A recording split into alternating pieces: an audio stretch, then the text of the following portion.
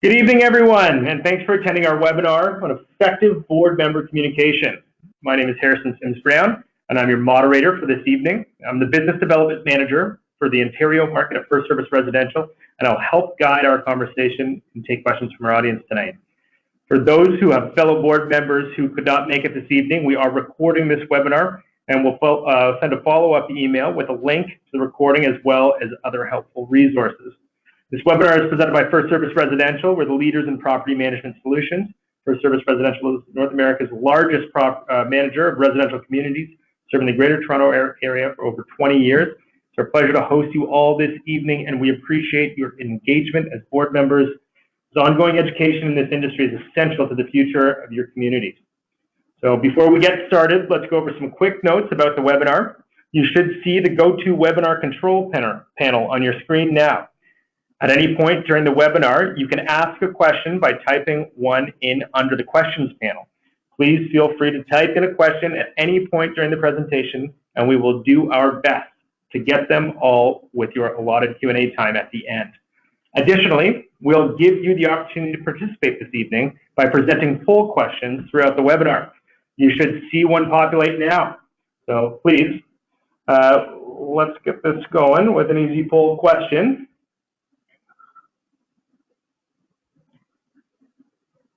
So is communication a challenge in your community? So it's a yes, no, or I'm not sure. Feel free to make a selection there. A resounding amount of yeses, a couple I'm not sure's. Give it a couple more seconds. Great seeing those no's. It's always good that you've got some effective communicators out there.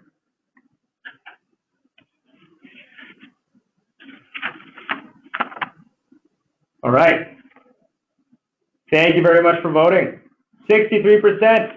This is why we host this tonight. As we're going to work on what are effective tools in many different lines of communication. Now we can meet our presenters. So I'd like to introduce our guest speakers for this evening. Audra McGuire is the Vice President of Operations at the GTA for First Service Residential and also serves as the President for ACMO, the Association for Condominium Managers of Ontario. With over 30 years of experience in property management, we have John Demarion. He is the Senior Director of Governance and Integration Services at First Service Residential. And finally, we're pleased to have Armand Conant joining us from Shively Wrighton LLP. Armand heads up the condominium law department at Shively Wrighton. He's a past president of CCI, the Canadian Condominium Institute. And we are delighted to have Armand with us this evening. His engagement in property management in the industry to affect positive direction is much appreciated. So thank you all for volunteering this evening. The next slide, our main topic for the topics for this evening are principles of great communication. We talk about emergency communication and technology, and of course the role of the board of directors, and get into a bit of compliance there. So kicking off our first topic will be Audra McGuire, but I believe we'll have another quick poll to get things started. So our poll is, do you have a community website and or web portal? You can say yes or no. Somewhere you log on and have information about your community. You might be able to book amenities. You might have additional information about your community stored there. Essentially a web portal for information. All right, that's process. So yeah, it's a pretty surprising amount of communities there that are either don't or don't have access to a community portal currently. So thank you very much for voting. Very much appreciate that. And on to our next slide. We'll be talking about the principles of great communication, and that will be led by our own Audra McGuire. Please take it away. Thank you, Harrison. Good evening, everyone. Thank you to all of your board members this evening for taking the time out of your own personal lives to fulfill the role and represent your respective communities. Just a quick reminder for board members that have just been selected to your board of directors for your community Please remember your 6-month window to conduct your Board of Director training. It's really important, so I would definitely mark that in your calendars sooner than later. Moving on now to the principles of great communication. Making a plan is a key initiative that every Board of Director has to have for their community. The key points up here that we've basically focused on is follow and adhere to the community's communication methods and values. In other words, make sure that you have a plan implemented and a process for delivering your communication within your building. All the communication has to be brief, focused, and transparent. As a board member, keep in mind that communities need to be brief when you're delivering a message. There's generally never enough too much information to send out to a community. But keep in mind it also can be a little bit overwhelming for residents. So keep it brief, focused, and to the point. Always use a welcoming point at the beginning, and always end in a positive tone. Okay, I would suggest that you do that in bullet points, which is much easier for your residents to source out and identify. Number 2, be honest and sincere. You have to gain the trust of your residents, so you have to be honest at all times and really mean what you're trying to get the message across. That takes place by ensuring all facts are concrete, and definitely confirm your facts before you present them to anyone.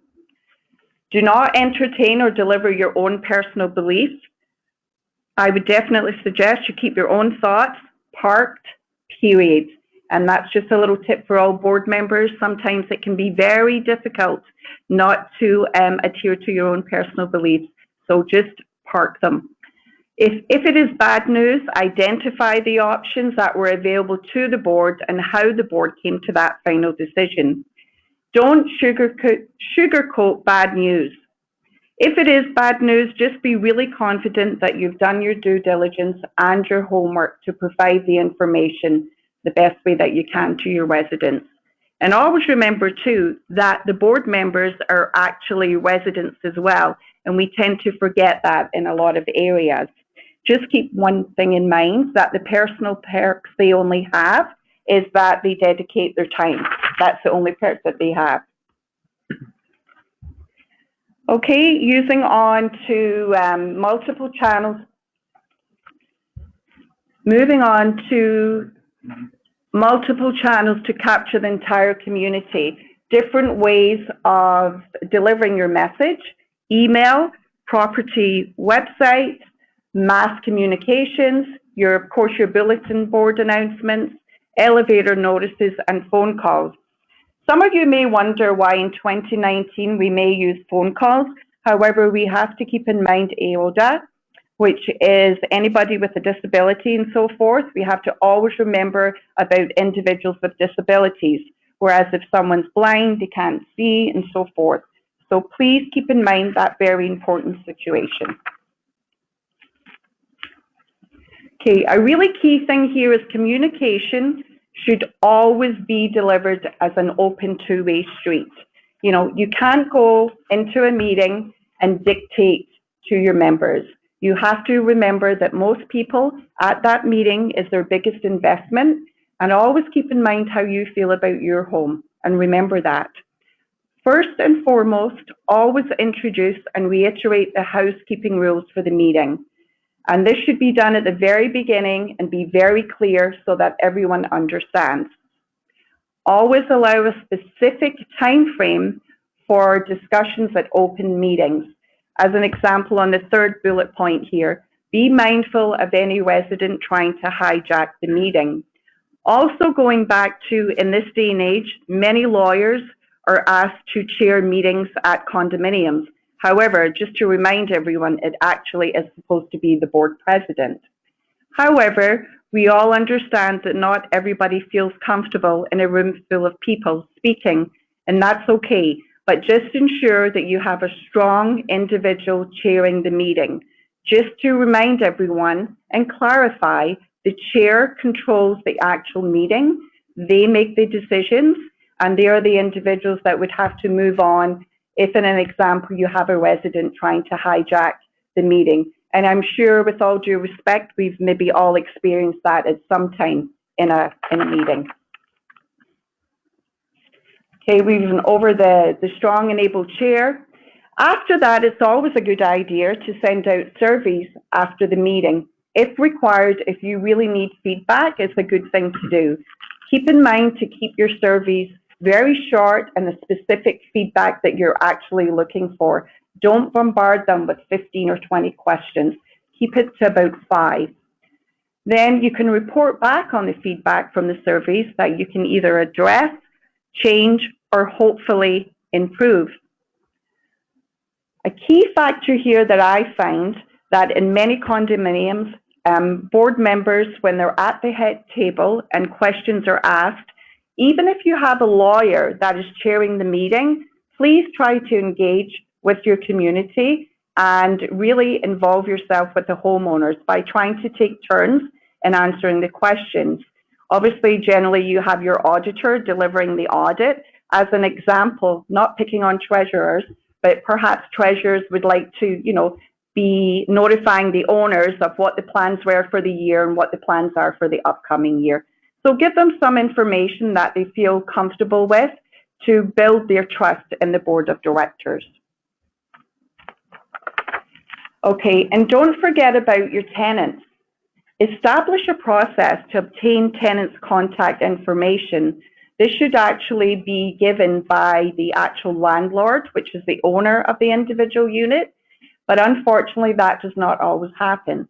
So make sure you have a plan in place to process and obtain the tenants' information, and also share the governing documents.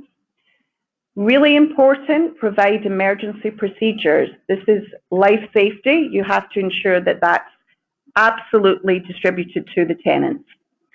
I've always said, treat tenants as potential future owners that could eventually roll into the role of a board of director.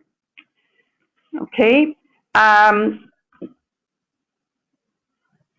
So moving on to making sure your management provider values communication. First of all, you have to provide and create a welcoming community. I would strongly suggest you issue a welcome package to your new residents when they come to your community. Keep your residents connected with their building or community at their convenience.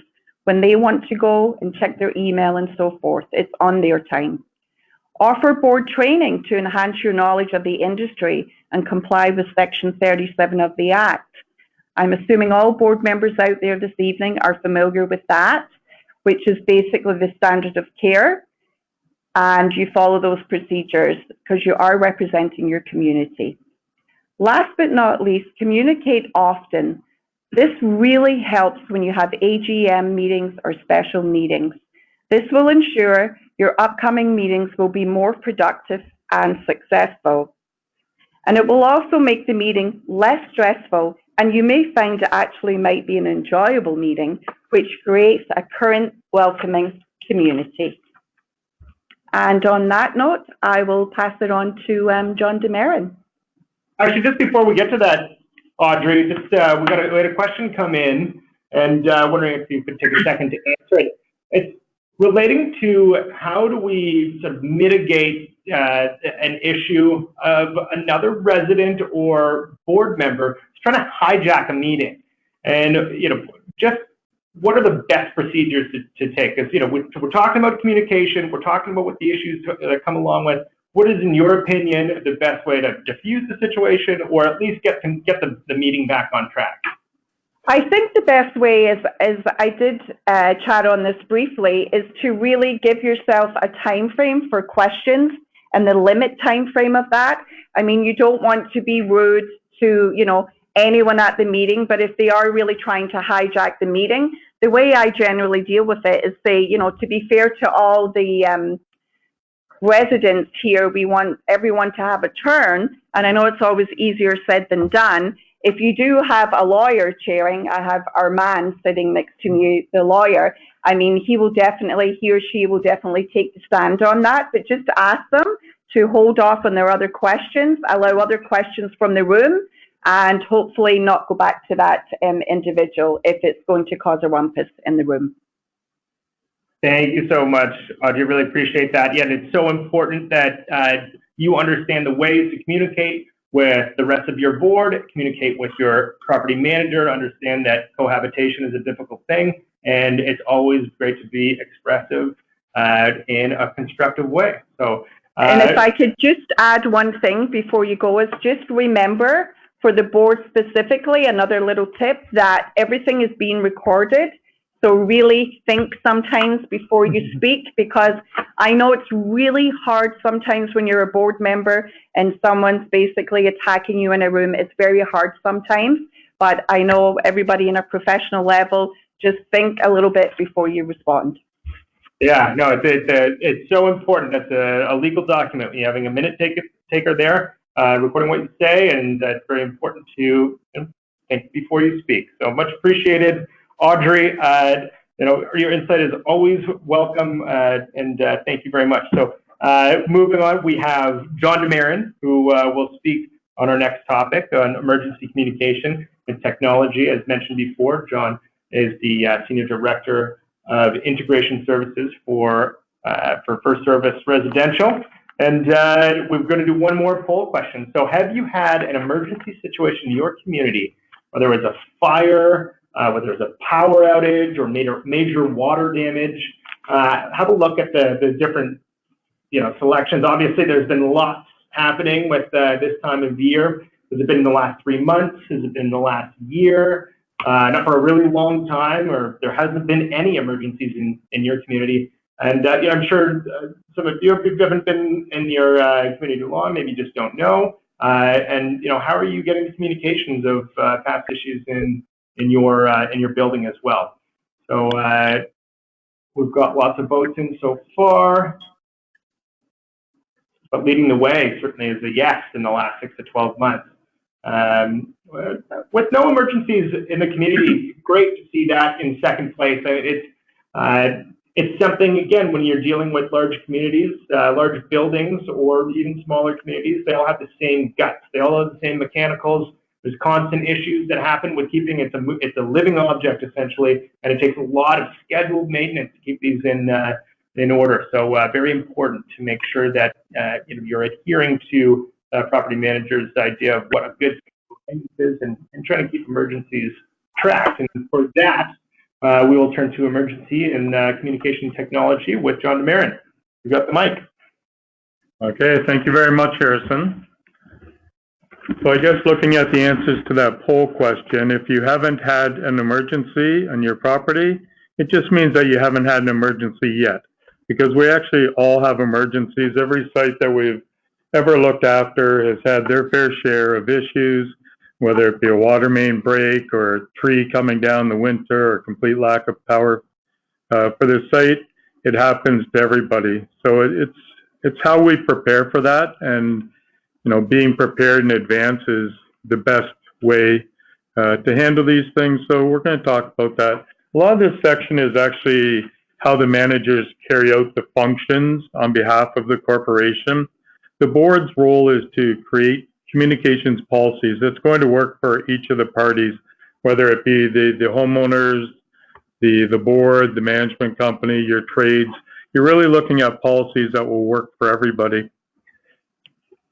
Starting off, we can look back at the past. As Harrison mentioned, I started almost 30 years ago in this industry, and when we used to have things like water main breaks back then, we used to have to go either door to door or put notices in the doors. If it's a high-rise building, post something on the bulletin board, carrier pigeons, you name it. We tried to do it. And in a lot of cases, if it was an emergency that was happening overnight or the weekend, there really was no form of communication. So people wake up, there was no water, and that was it. Unless it's a weekday at 9 o'clock in the morning, there's no water, we can schedule it, but that doesn't happen very often.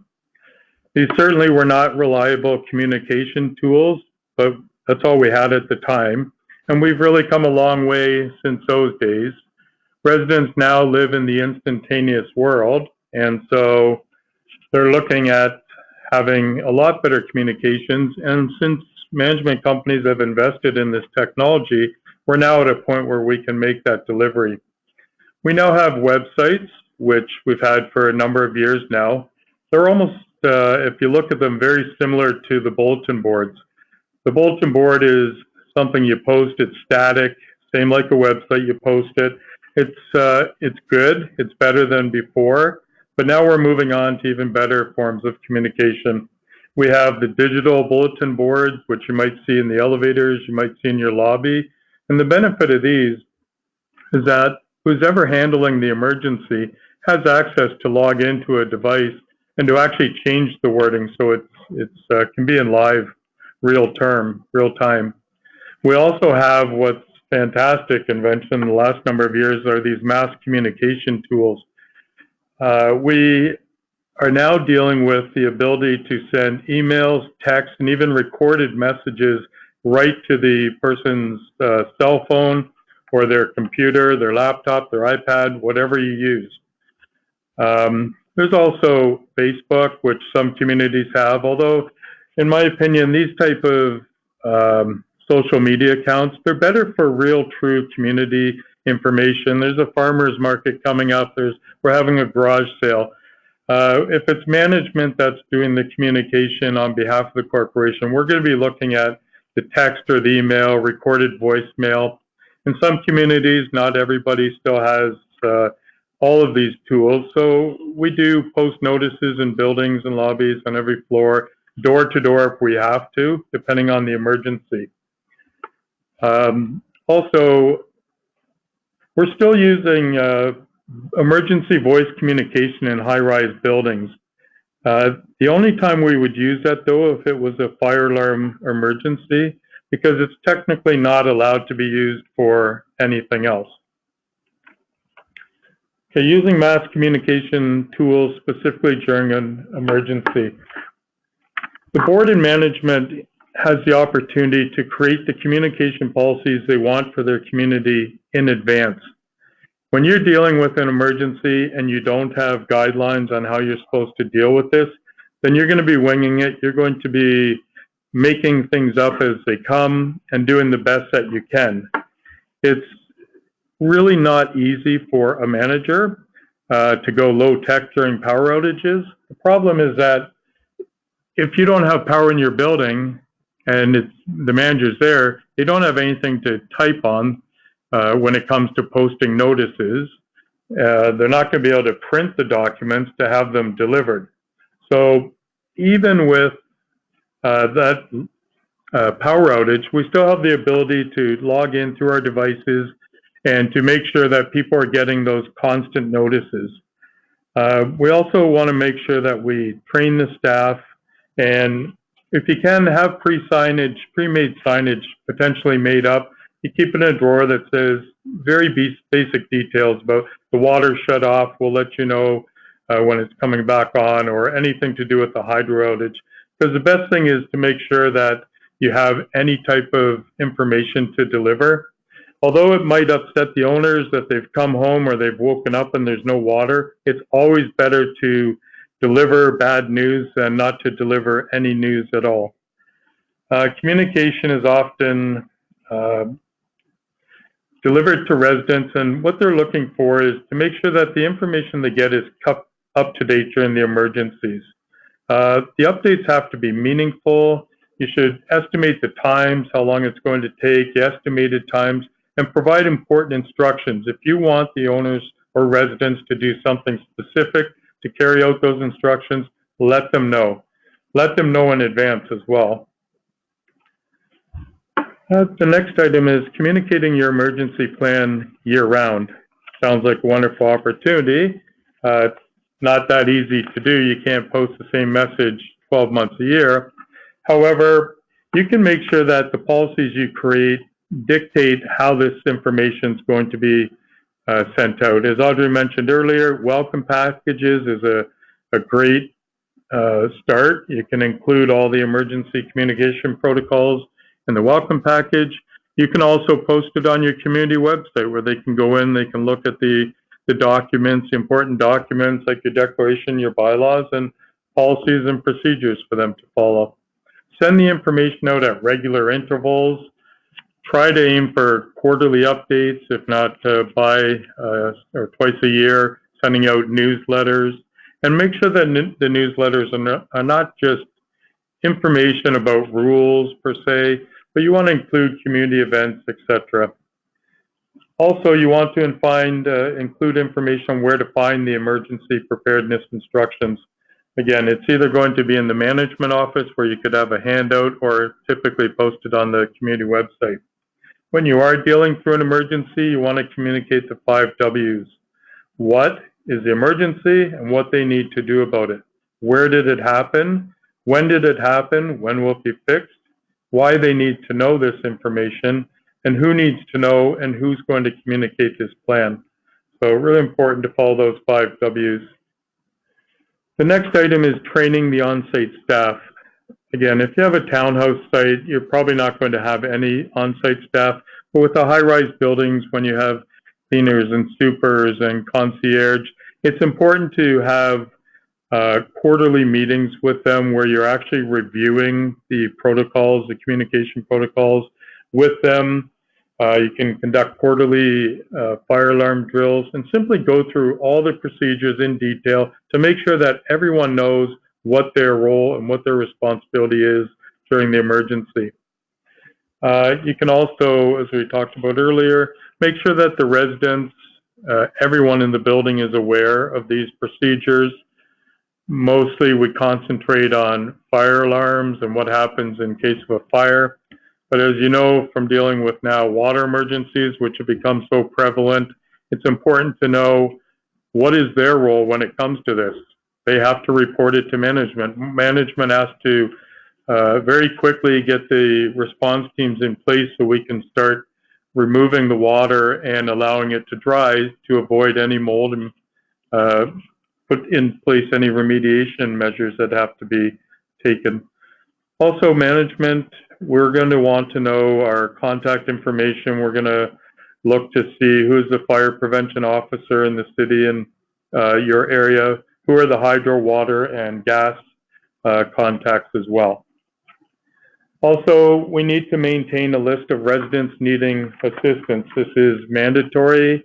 It's required as part of your fire safety plan, and this will be updated as required and at least annually.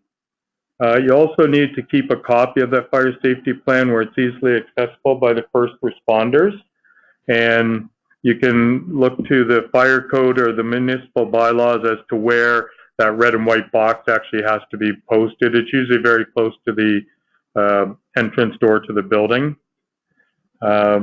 And make sure that everyone understands life safety issues are extremely important. That's why they're called life safety. So train, and make sure all that information's at the manager's fingertips.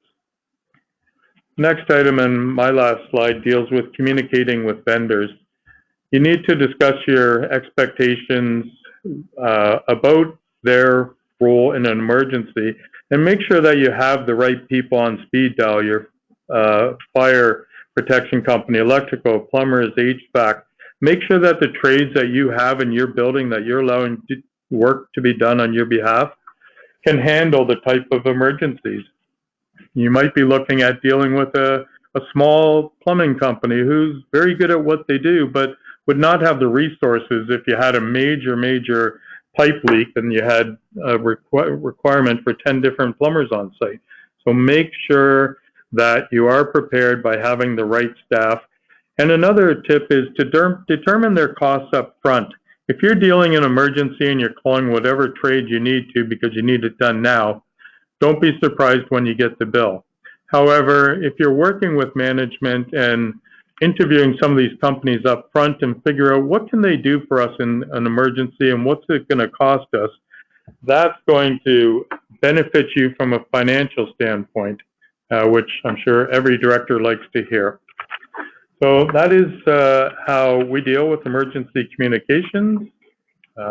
Next, back to Harrison. Thank you very much. Thanks a lot, John. I really appreciate it. You know, as we continue to talk more about, the technology and how things have evolved in this industry. It's really important to understand the implications it has on your community. There were a couple more questions that came through, not necessarily directly related to you, John, but I'm going to ask you nonetheless. Basically, there's generally difficulty in communication between front desk, housekeeping, and property management. There's often multiple companies with different procedures and communication processes.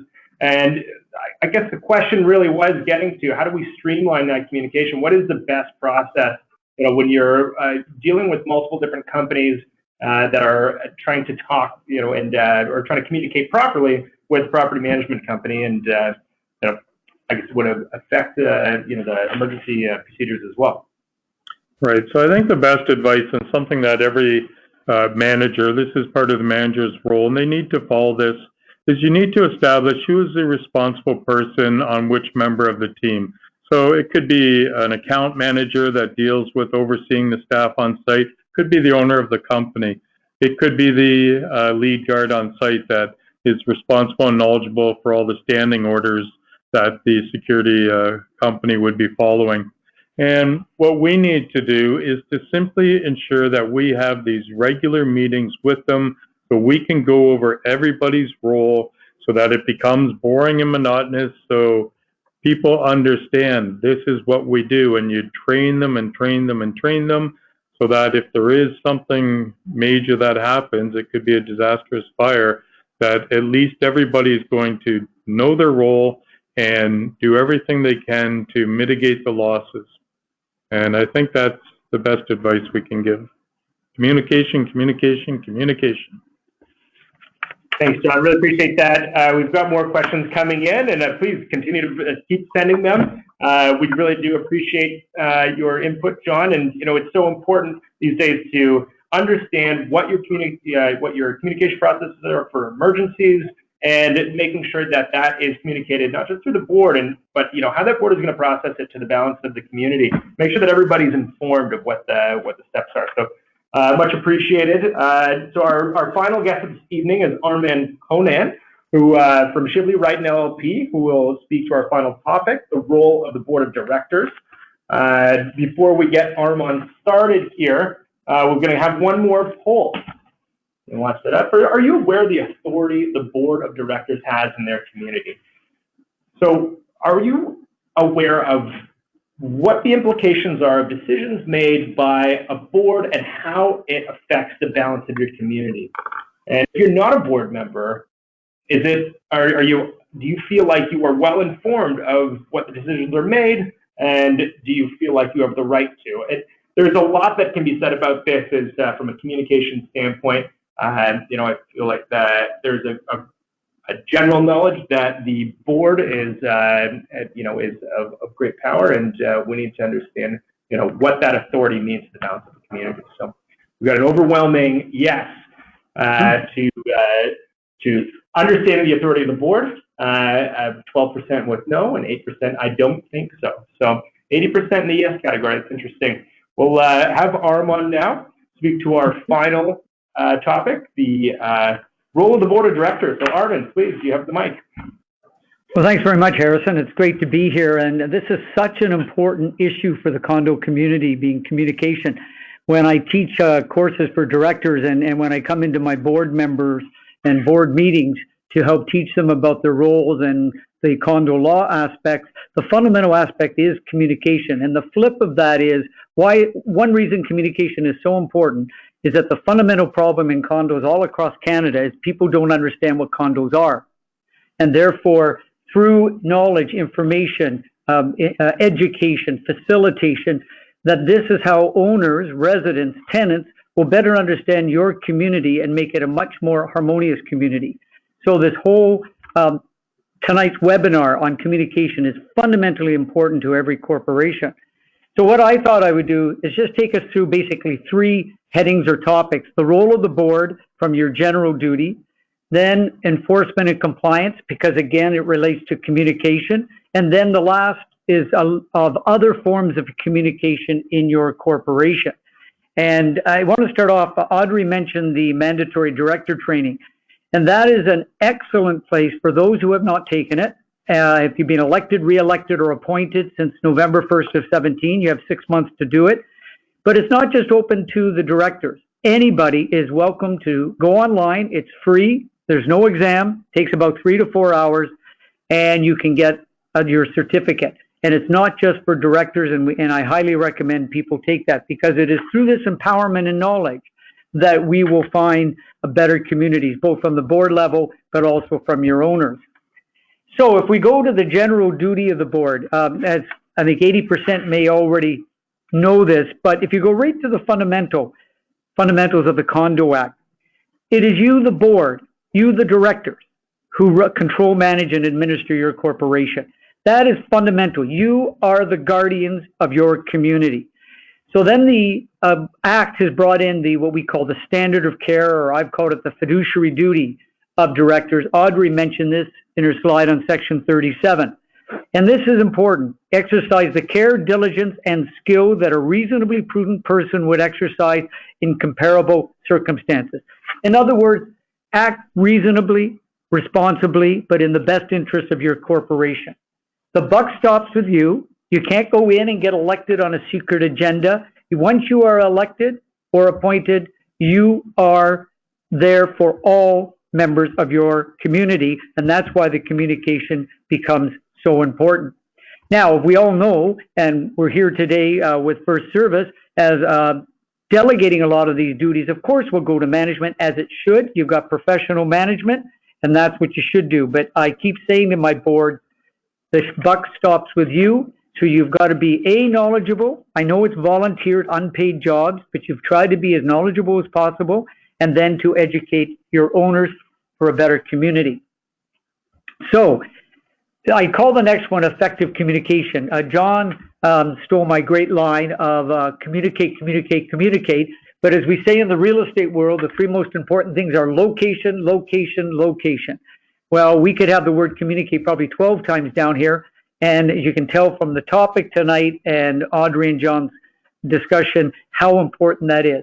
You can never communicate too much. I've got clients who they would do 2 newsletters a year and an owner's information meeting. And for some owners, that's still not enough. So yes, we will never satisfy everybody.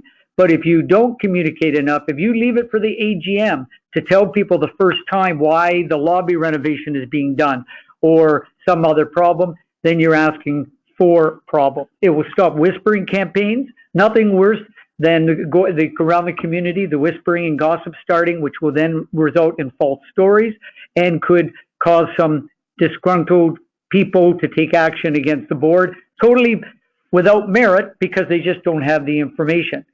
3 examples I've seen in this is the hallway renovations, lobby renovations, a big one. I've always said if you want to have a fight in your building, try to decide on the color of the hallways or the pattern in the rug.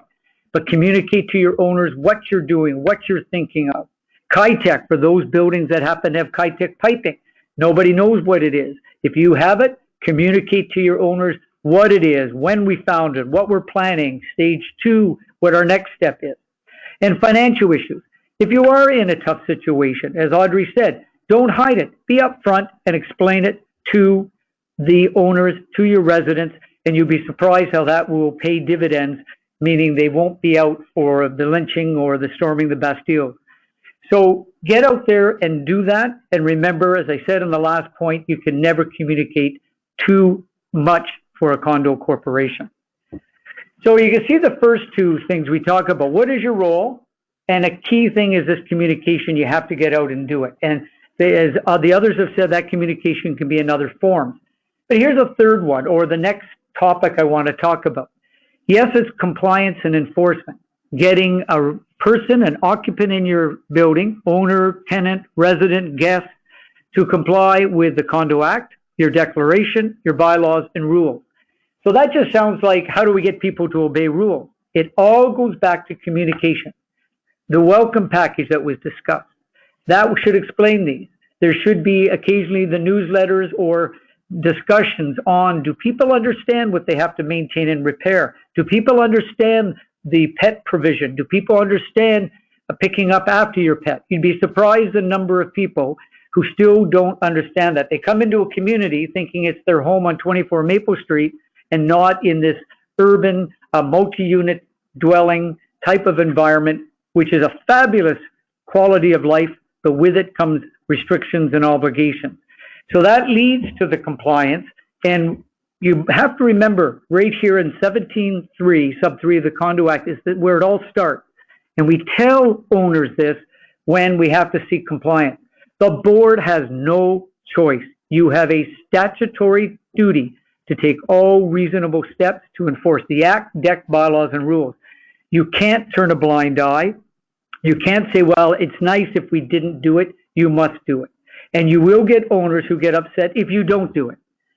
So you've got to be proactive with the communication. You start off, in my view, we usually, and I ask the management to start off soft. Remind people of the obligation to change their filter or not, depending what's in your corporation, or to check a valve that is under their bathtub or under the toilet that the unit owner has a duty to maintain. They may not know that. So they have to be educated. And how many times do we hear of the responsible for a valve behind the drywall? They didn't even know a valve was there. It's education and communication to tell people. So you start off softly, better with honey than vinegar, and you work down the route of getting that compliance or enforcement. It's important, the next point here is so many things in the condo world, owners think they have a say and have the right to vote on many things, such as enforcement. They do not. Owners have certain rights to vote as set out in the Condo Act. Not every decision of the board is subject to owners' approval, and especially in compliance and enforcement, that is the role and duty of the board, of which then they use their professionals, the managers and the lawyers to help if it has to go that far. And that leads to the last point on this slide, which is people forget that if you get angry at a board and they've acted reasonably, they've acted thoughtfully in rendering a decision, generally the courts will not overturn those decisions. It's called the business judgment rule. You're elected by the owners to run your corporation. You can't have owners always second guessing and trying to challenge every decision of the board. But remember, the word in there is you have to act reasonably, and a court will overturn your action if you are what we call patently unreasonable or really bad. So always thoughtful, be professional, and when you're acting on any of these matters. So if we go the next step of enforcement, and this is part of this communication that I like to always send out through my boards to the owners. And these are basically the four that people forget. Owners have a statutory duty to comply with the Act, DEC, bylaws, and rules. This is no choice. They have to do it. The flip of that is the board has to enforce it. Now, the next one is the owners, they must take all reasonable steps to ensure that they have complied and their guest, tenant, occupant have complied. Section 119, sub 2 of the Act. Owners forget that. Oh, I bought a unit as an investment and now I've rented it out. Good luck. Hey, if the board has any problem or management, go after the tenant. No. Ultimately, everything comes back to the owner and that the owner is responsible. So when you have the owners are responsible, what about the flip? What about all the other people in the community? So the Act goes on to say that the corporation and owners have the right to expect that others will comply. And that's how they close the loop of you have a duty to look out for it, but we, the others, have a duty to expect that you will comply, not interfere with quiet enjoyment or whatever it might be in your corporation. Those are the three what I call the non-emergency matters. Then the last one, which is a fundamental one that boards have to always remember, management knows this and they do great jobs on this, is when you have a condition that could damage the property or cause an injury in your building. That is what I call the emergency situations. Under Section 117, you have a duty to act, you the board, and owners can't stop you. If you have that flood coming in or you have a problem, boards, management, your whoever it is the authorized authority can go into that unit. You have to protect the good of everybody else. You have a duty to do that. So when you go on the enforcement, the other thing too that boards often come to us and said, I heard the loud stereo one night, like 3 or 4 weeks ago. Well, to get enforcement and compliance, to go to court and get that order, courts, or even if you went to arbitration, will look at the severity and frequency. One loud party once is not going to get you a compliance order. A lot of small noises could get you a compliance order. So you've always got to look at the severity and frequency of the matter. And this will become important when you build your case. We had a case of a dog going on the common element grass, and there was a clear rule: no animals were allowed on the common element grass. I happened to be the arbitrator on this decision. And what we looked at was the frequency, and it turned out twice in 2 years. So you got to be careful. You want to act even-handedly and responsibly for all your unit owners to protect everybody. So then, what's important? Now you've got the background. Now you do go back to the communication piece. So if you look at the first point, you got to communicate to that person. As I said earlier, go with a soft approach first, because sometimes people just don't understand. Of course, you will get the others who fully understand and couldn't care less. Well, then that's how we go down the compliance and enforcement route. So you'll see that it takes more than one warning letter. And most that I see, and like First Service would do, is send out a letter reminding the person they don't stop. There's another complaint. You've got to investigate. You can't do nothing, but then you only have to act reasonably. So you get another complaint, you go in. The next letter may be a little stronger, reminding them of their duty. We're warning them of how this could escalate, reminding the owner of the costs and that they would ultimately be responsible for all or most of the costs. And you can see how it escalates as it gets more important, or it keeps repeating itself. Always keep the owner notified, copied. How often do we deal with a tenant but people forget to write the owner? So always, when you write the tenant, copy the owner. The last point on the slide, though, and all of us have said it, and I can't say this enough: keep detailed records. Every single report. If you have a phone call, make a note of it. If you've been talking to somebody in the management office or in the hallway, make a note of it. We can't, or it makes it harder to win if we don't have accurate notes, and you don't want it to turn out to be a he said, she said. So as soon as you can after that call or that meeting, make notes, even on the back of an envelope. So then you've got your records, you're ready to go. And now this next slide, which I can do very quickly because I think a lot will know this, is what are the legal steps? If you've got a matter that falls under Section 132 of the Condo Act, then and that deals with the interpretation of the DEC bylaws and rules. You have no choice. It's mandatory mediation and arbitration under the Act.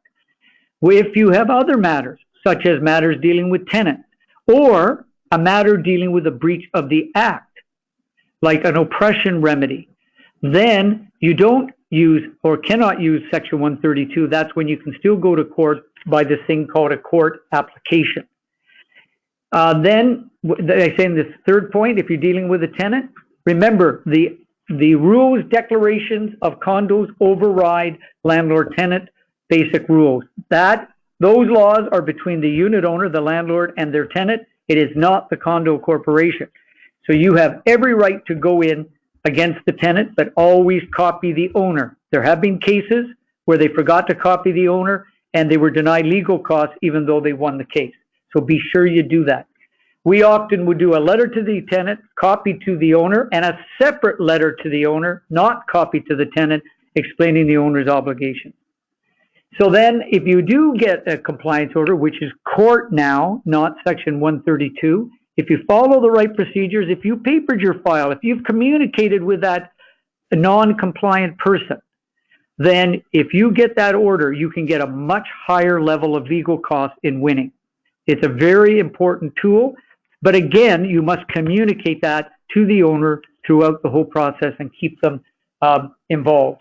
In the most extreme cases, and there's been a half dozen cases in Ontario now, where the person, the owner, does not comply even after court orders, and you can get an order to make them to sell their unit and move out of the building. Very rare, but it can happen. So those were the three of the four things I was going to talk about. The last was other forms of communication. Since the Act reforms came in on November 1st of 2017, they introduced 3 new forms that have come out. And a lot of you will have seen this. Often the management and manager is putting them together.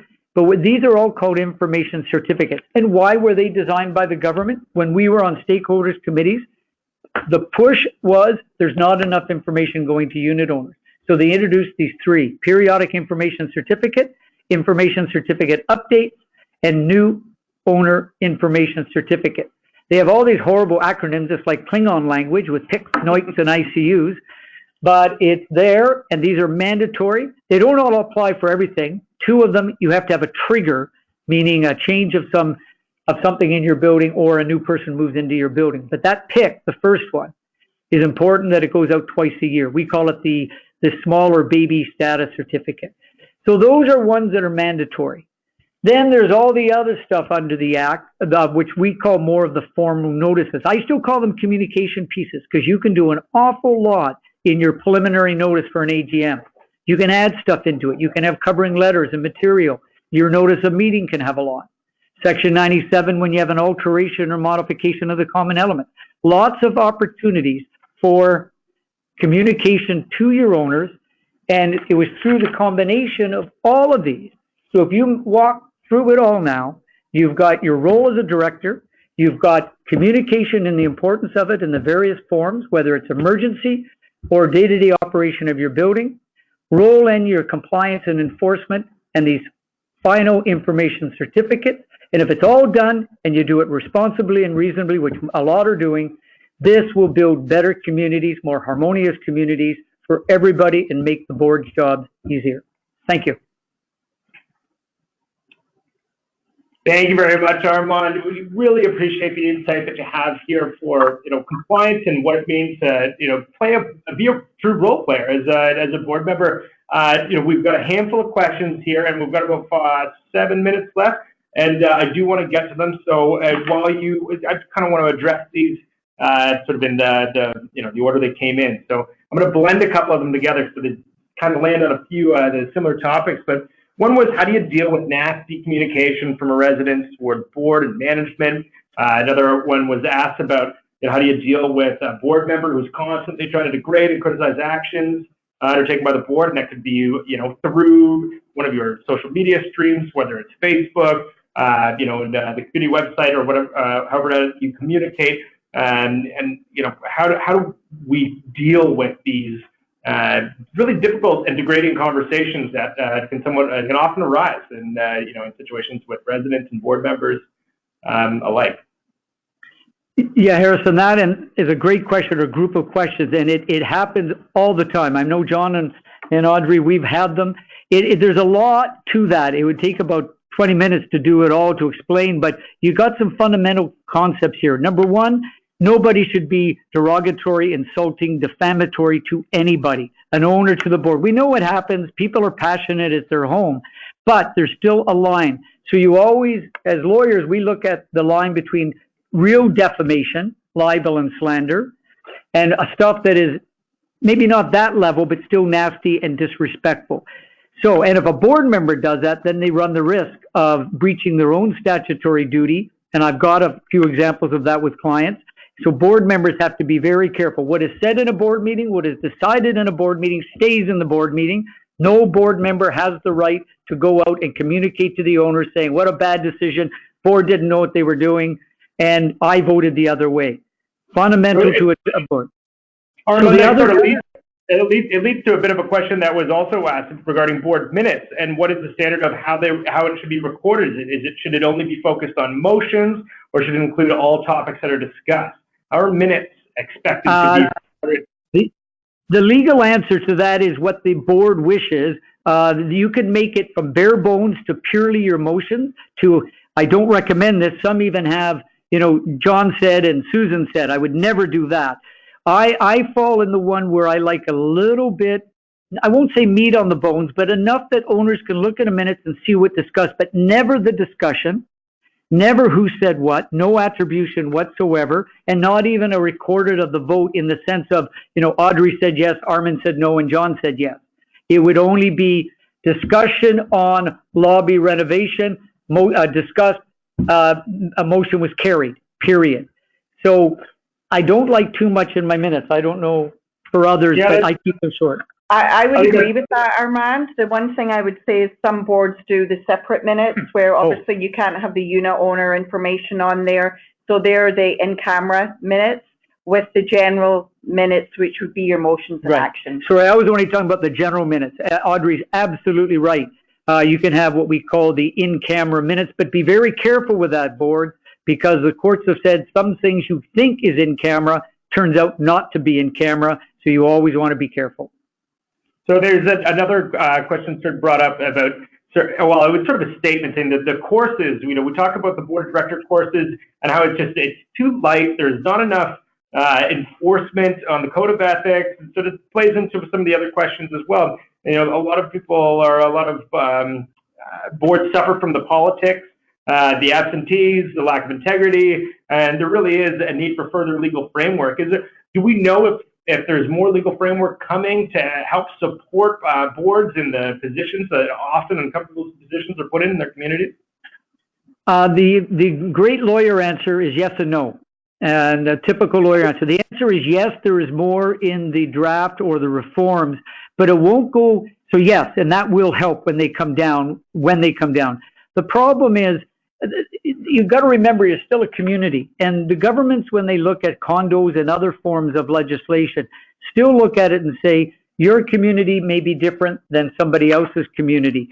So what they tend to do is they tend to do broad skeleton of what they want under governance, let's say, and then they leave it up to each corporation in their own bylaws. We call it the operating bylaw.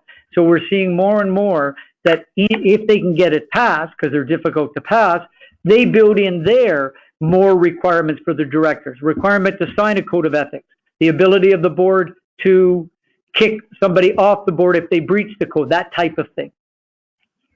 Thank you, Armand. And there was one last question I wanted to get to, and it was and for any one of you, is how should we record the residents with special needs, and how should we keep that information for use in emergency situations? I don't know, John, maybe you want to speak to that, but it's really important, I think, to make sure that it's acknowledged that there are certain community members that aren't going to be are not going to have the same ability to act in emergencies. So how should that be handled?